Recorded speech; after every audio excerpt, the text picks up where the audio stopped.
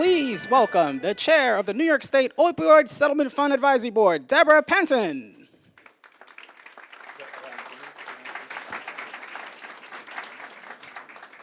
Bronx Borough President Vanessa Gibson.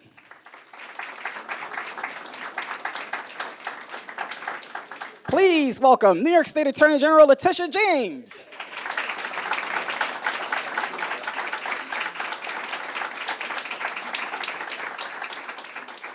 And please join me in welcoming the 57th Governor of the great state of New York, Governor Kathy Hochul.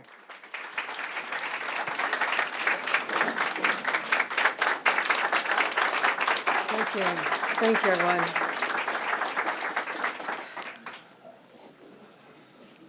I want to acknowledge all the individuals who've joined us here today. Thank you for coming to this place, Argus, a place of hope, a place where people can find new beginnings. Thank them for their leadership here. Also want to thank our Attorney General, who has been an incredible fighter to make sure that we take down the companies that are the purveyors of drugs that led to so many deaths unnecessarily in our state, and making sure we have the resources to make sure that we can fight back and fight back hard. Ladies and gentlemen, our Attorney General, Tish James. Our Bronx Borough President, a fighter in her own right, who seems like she's been on the job for a long time, but we're just coming up on 2 years. 2 years. Vanessa Gibson, who's a dear friend. I want to thank her for all she does for the people of the Bronx. We'll also be hearing from the chair of the New York State Opioid Settlement Fund Advisory Board, Deborah Penton. I want to thank her. You'll be hearing from her in a couple of moments as well. And also thank our elected officials, Luis Sepulveda, Rafael Salamanca. Thank you for our senator and our council member for being here as well. There's a story that I've told before about a young man who was in his prime of life, a high school student working after school at a delicatessen, just wanted to earn some extra money. He was a funny kid, cracked jokes while he was making sandwiches, and I had done similar work. And when you're working in a deli, sometimes you're called upon to use the meat slicer, which always used to scare me when I worked there as a 14-year-old, but that was a long time ago. I don't think there were child labor laws, but this individual, one time the meat slicer slipped and it cut his hand, requiring a visit to the doctor, stitches, hospital, some repair work. It was pretty serious. And the doctor, like so many other doctors, well, I can get you out of your pain very easily by just prescribing opioids. Now, his mother didn't know, his aunt didn't know, his family didn't know that your brain chemistry changes after about 14 days. They always give you about a 30-day supply with refills, but already your brain has changed in terms of how it handles the chemical substances. And so this doctor, like many others, overprescribed, and this is how so many opioid dependencies begin. Not from some dealer on a street or a friend who went to their parents' medicine cabinet and stole something. Like my own parents' house was broken into and they stole their medicine years ago. But this was by a doctor. You know, who else can you trust more than your doctor? And after 2 weeks of taking those pills, as I said, his brain chemistry started changing. Taking his medication ultimately turned to an addiction. It turned into losing a job, abandoning school, stealing to support the habits because it all of a sudden became cheaper to buy this substance and get the high with heroin on the streets. And all of a sudden there's time in jail. There's time in a homeless shelter. There's time trying to get into a residential facility, but they were all booked and not available. And there was a time when you hit rock bottom and you just want to climb back up. I knew this young man as my nephew. And after years of struggles and literally a decade, we watched him start rebuilding his life. Went back to college, where I was working on a master's degree. Became a counselor to others who had fallen victim to substance abuse because he would turn his life around. Had a girlfriend, finishing up grad school, thought he turned his life around. Had a breakup at one point, turned to something he knew well, which was opioids, but not knowing that all these years later, it's now laced with fentanyl. and he was found, like many others, with the needle in his arm.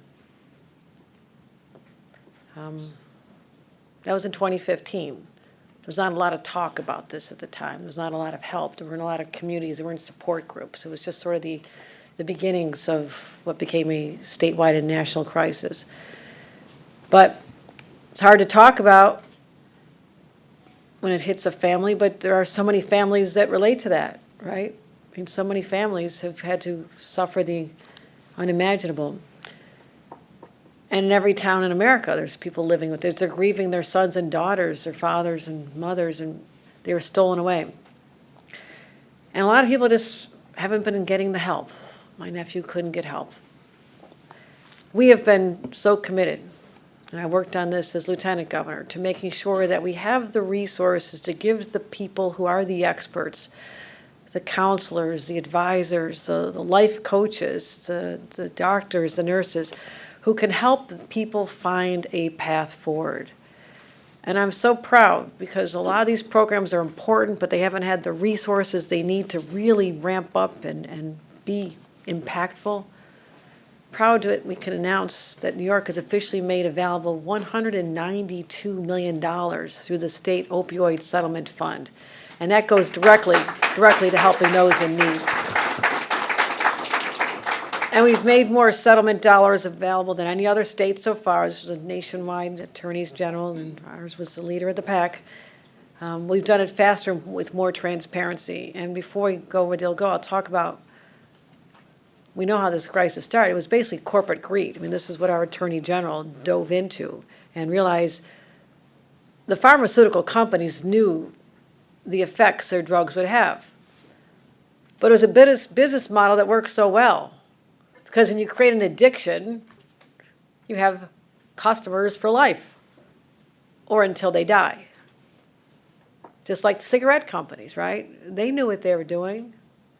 But the power of money and the greed was so strong that there was no consciousness or a sense of social responsibility to people at all. They knew the pills they were marketing were addictive and lethal. And they did so much to hide all that. Thousands of people died as a result. Now we have accountability. Now we have a reckoning. And the lawsuit filed against the opioid industry demanded they pay for the destruction that they caused.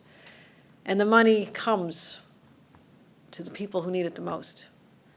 Again, I want to thank our Attorney General for being that tireless fighter to make sure that here today we can talk about this year's allocation. This goes on for many years. We're talking about almost $2 billion.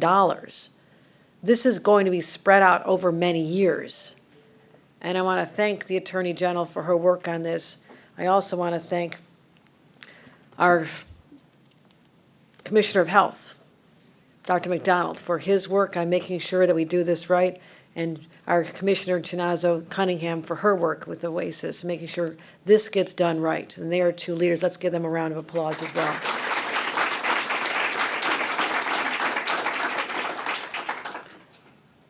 But we have to move fast. Last year, and now there's a lot of knowledge about this, people talking about it more, the more experiences, we still had 6,300 overdose deaths in the state of New York in 1 year. 4,700% of which were opioid related. The numbers keep going up. In the last 2 years, between 2019 and 2021, and something else was going on during that time, the pandemic, people lost connection to their therapists, their doctors, their support system. Overdose deaths in New York increased by 70% in that 2-year period. We thought we were starting to turn the corner. There was more awareness. We passed laws that stopped doctors from overprescribing. We had trained. We did all this because I was involved in all this. I chaired the commission at the time. We thought we were turning the corner, and we got slammed with that pandemic that disrupted people's lives. It just shook them to their core, and a lot of them turned to what they knew could relieve their pain and anxiety, the stress of life. So that's an enormous, enormous increase. Xylazine, I mean, who heard of this a few years ago?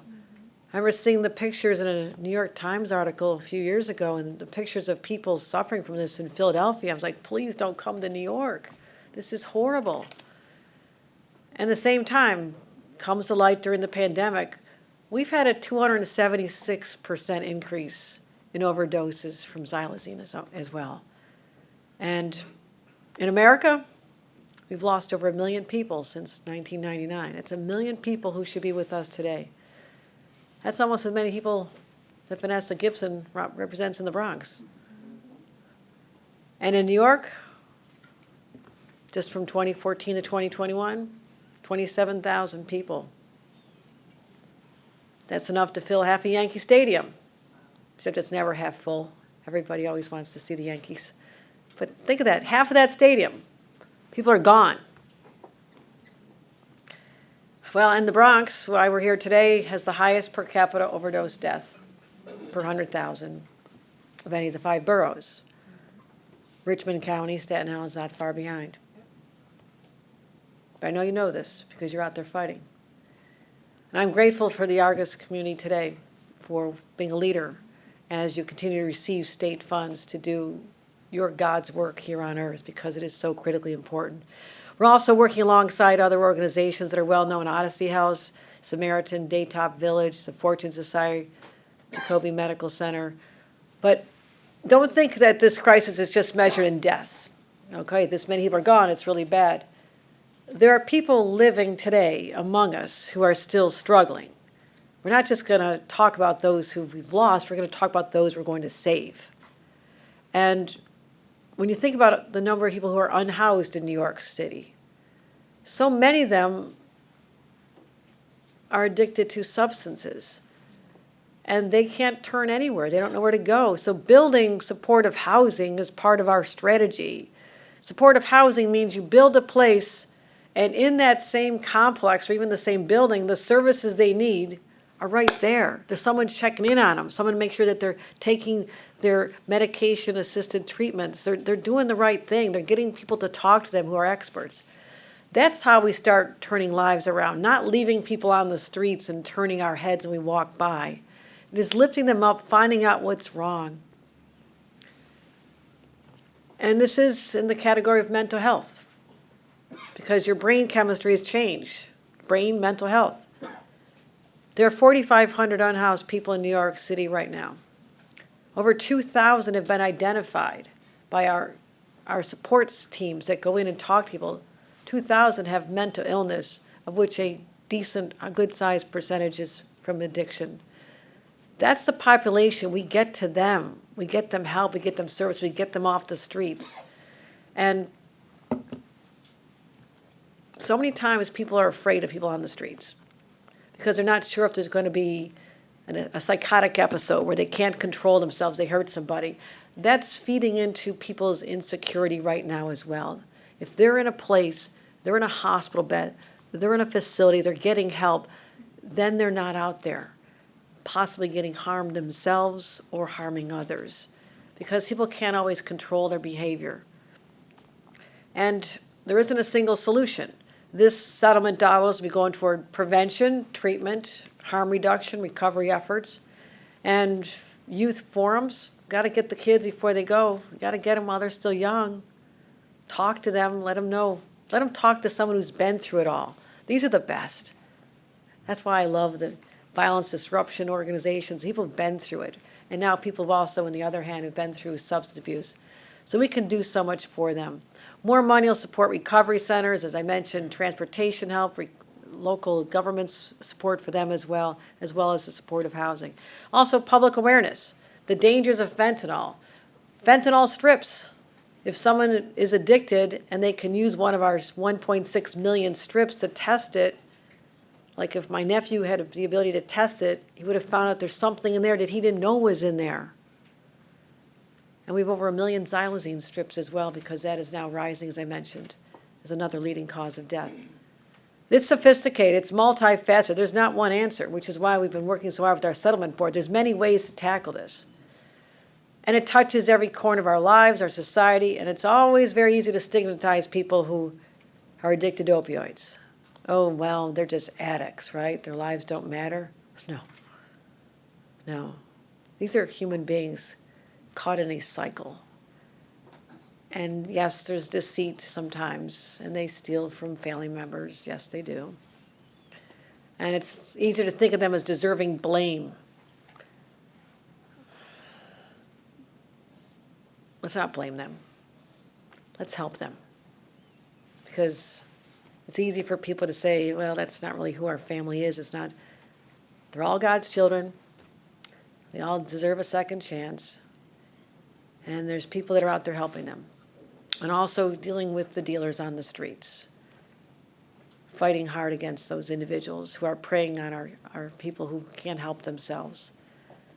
And again, back to the doctors. When this all started, you may not know this, but my husband was a prosecutor, the United States attorney. He went after the doctors who were getting money and payments and gifts in return for giving out prescriptions. There was one up in Niagara County who in New York State, it's not the biggest county we have, this one doctor gave out more prescriptions for opioids than was done in the entire state. He had an industry going. He was shut down by my husband. Unfortunately, it didn't help my nephew. None of us could help him. I wish we could have. But I'm here to help other families. I don't want any other family to go through what mine did, that many others are going through. And we will not condemn those struggling with addiction. We'll offer them help and love and support. And we won't abandon them at all.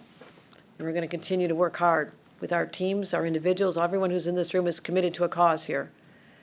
At the end of the day, because of these efforts, because of the money that came to us, and thank you, AG, more lives will be saved.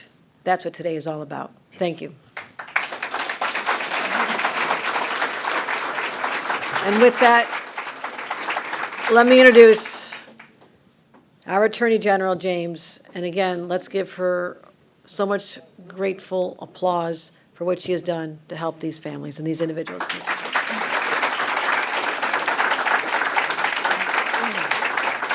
Thank you. I want to thank the governor for this announcement. I can recall during the crack epidemic and the heroin epidemic, the response to that was criminalizing an entire population of people. And so I really want to thank you for your distribution here today. I also want to thank my colleagues who are here, and they're also my friends, Senator Sepulveda and, of course, Councilmember Salamanca for all that they are doing in the borough of the Bronx. So we filed the most extensive lawsuit in this nation against manufacturers and distributors of opioids who help fuel the crisis statewide. We did it with other attorney generals across this nation. We did so because we wanted to help our state residents recover from this crisis, and because I made a commitment when I traveled this state during the campaign, when I held mothers and fathers over open caskets, when I held them in my arms, and they told me about their loved ones, that I would do everything in my power if I were elected as the Attorney General to get justice for them. We all know that if we are to turn the corner and move forward, we need to invest in a better future. And so having Governor Hochul announce that these funds are being dispersed is a very important occasion. I want to thank OASIS Commissioner Dr. Cunningham for her leadership and commitment to helping all New Yorkers impacted by substance misuse disorder. And I also want to thank the individuals of this wonderful organization because what we need now more than ever is beds, treatment, and that really is the answer, not only here in the Bronx, but all across the state. Our strong partnership with my colleagues here today, as well as with OASIS and the governor, will help, again, engage in an advanced mitigation and promote opioid avoidance efforts. To date, we have secured over $2.6 billion from opioid manufacturers and distributors. And Governor, there's more coming, which I can't.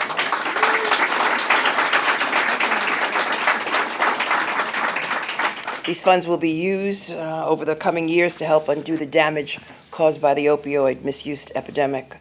And they will impact those who struggled with opioid misuse, people whose loved ones became unrecognizable because of this crisis, people from all walks of life, all backgrounds, all races, all ethnicities, from every region of this state. And each of them wants us to ensure, they want us to ensure that our state government rises to this occasion. And they want to know that we are going to use the great tools at our disposal and the great resources that our office has, as well as the state, to get them assistance. And that means we need to invest in our communities. We need to invest in education, abatement, treatment, prevention, and beds. And we need to invest in community centers that help local residents, like this wonderful organization, Argus, avoid falling into the trap of opioid misuse. We need to invest in remediation, individuals who are struggling with misuse disorder to get better. And we need to take these actions immediately because we know that this crisis is insidious. And we also know that there's other dangers out there on the streets. As the governor mentioned, xylazine. What is xylazine? Xylazine is an animal tranquilizer, which is legal. And individuals, unfortunately, are lacing their drugs with xylazine. And it wrecks on the bodies of individuals. In fact, it eats away at your skin. We all know about fentanyl. And we all know that what these drugs do to individuals. I've witnessed individuals that I know turn into zombies, people that I cannot recognize. And so I want to thank Governor Hochul, and I want to thank the Commissioner for dispersing these opioid settlement funds to help our state and our recovery efforts. We have a long road to recovery, my friends. There are many pitfalls and potential backslides along the way. And individuals do backslide, and they are not to blame. It is an insidious drug. And as the governor mentioned, it's tied to one's body chemicals, brain chemicals. But I am confident that through our strong partnership and through meaningful investment that I know that we will succeed. New Yorkers are counting on us to help move forward from this opioid crisis, to address those who are struggling right now. And I know that we will not let them down. Our next speaker is someone people who often get us confused. And I want to thank her because she got me a lot of votes here in the Bronx. Ladies and gentlemen, the Bronx Borough President, Vanessa Gibson.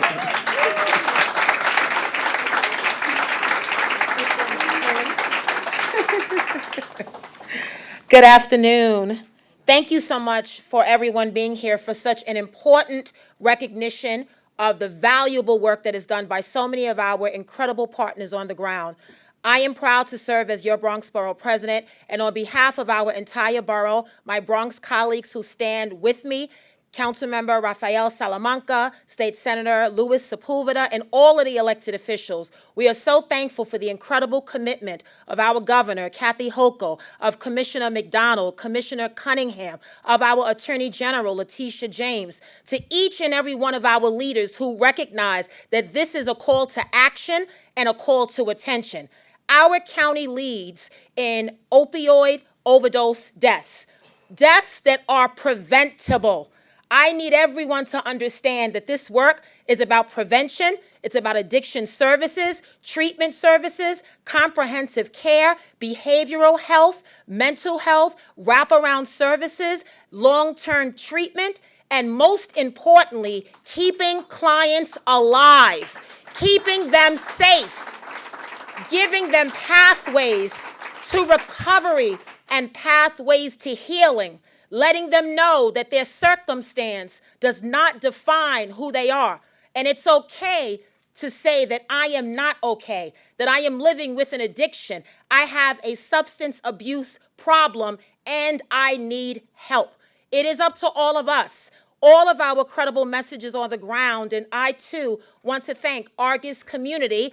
I knew you as Boom Health over the years, but truly, truly one of our important partners, and St. Anne's Corner Harm Reduction, and Samaritan Daytop Village, and Osborne, and Fortune, and so many of our organizations and FQHCs that are service providers that need these dollars.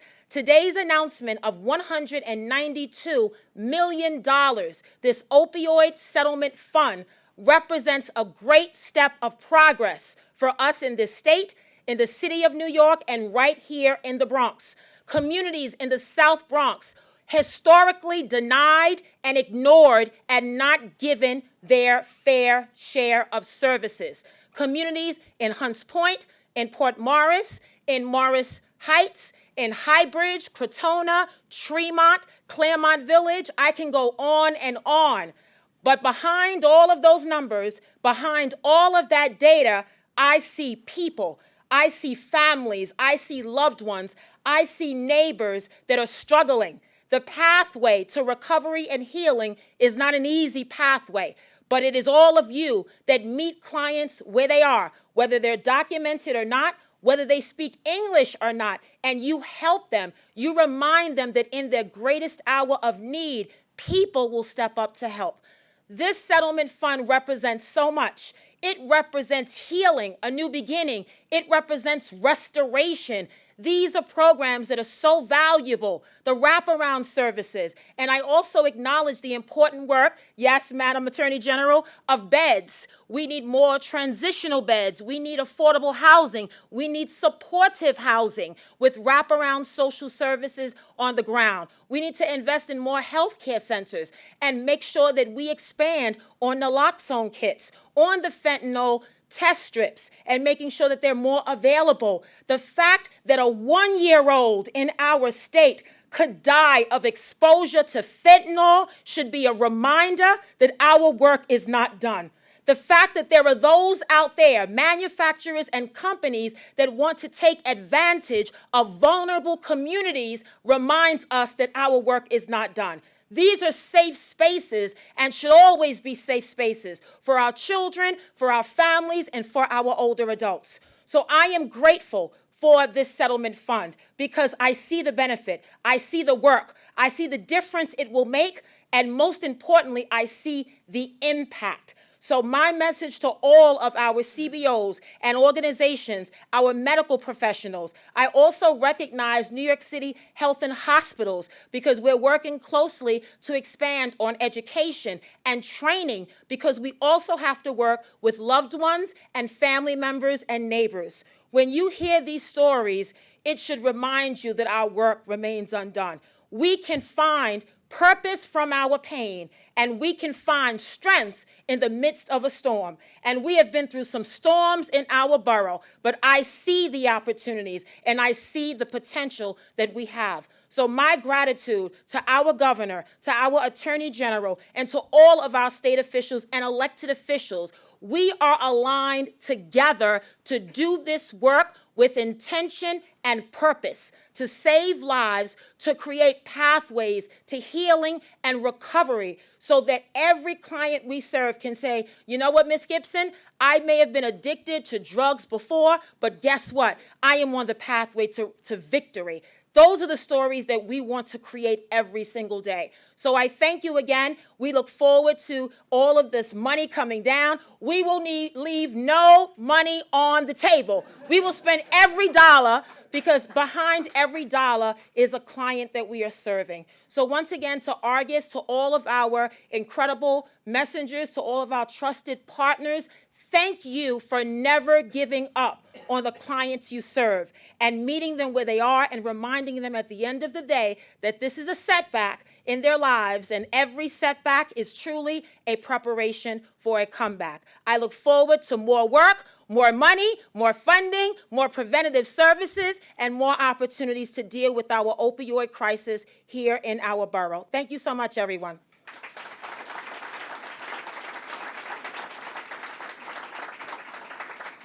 It is my honor to introduce and recognize our board chair of the State Opioid Settlement Fund, ladies and gentlemen, Deborah Panton.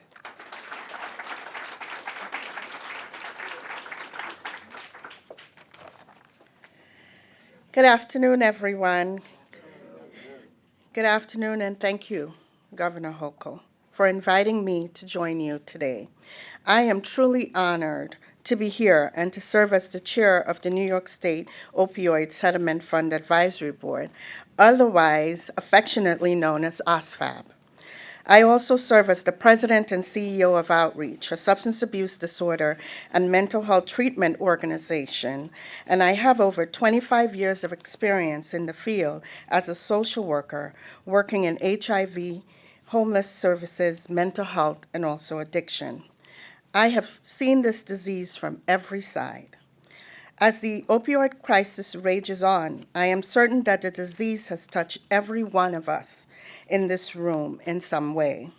For me, most recently, I lost my cousin at just 34 years of age in 2021, and around the time that I was appointed by the governor to the Settlement Fund Advisory Board. Joining my colleagues on ASFAB has come at a pivotal time in my life, both personally and professionally, where I have lived the experience and expertise to help answer the urgent call to save more lives. I am beyond grateful for this opportunity to make a significant impact on the health and well-being of my fellow New Yorkers. The state's decision to create an advisory board of leaders across all sectors of this field to recommend how settlement funds should be spent is recognition that those of us on the front lines know what is needed for the individuals and families in our communities and who are suffering from addiction and overdose. We are grateful to the state for bringing this group of experts together in collaboration with OASIS, OMH, Budget, and the Department of Health to rigorously discuss and recommend a strategic set of actions and solutions to the crisis. The Opioid Settlement Fund Board is a committee comprised of 21 providers, peers, substance abuse disorder, mental health, medical experts, advocates, agency leaders, and grieving family members who have all experienced the worst consequences of this epidemic. That is, the loss of loved ones, friends, neighbors, clients, and colleagues. We come from all corners of the state. We each bring different perspectives of how this crisis has impacted our communities. We approach a lot of the responses to this epidemic through a different lens. Though we are all committed to curbing this crisis, through this deliberative process, we have produced a list of priorities that addresses the crisis holistically and with needed urgency. The state has also made sure that OSFAB convenes in a fully transparent way. In addition to hosting open, in-person meetings in Albany and Buffalo, the meetings are live streamed. The public can make comments, and I stress again, the public can make comments at the meetings or send them via web portals. We want to hear from you. There is a dedicated website with all meeting information and data on how the settlement funds are being distributed throughout the state, down to the counties and at the organizational levels. All of this ensures that the process remains transparent, fair, and intentional. Once again, Governor, thank you for your leadership and your good work and the opportunity to speak on behalf of the Opioid Settlement Fund Advisory Board. Thank you.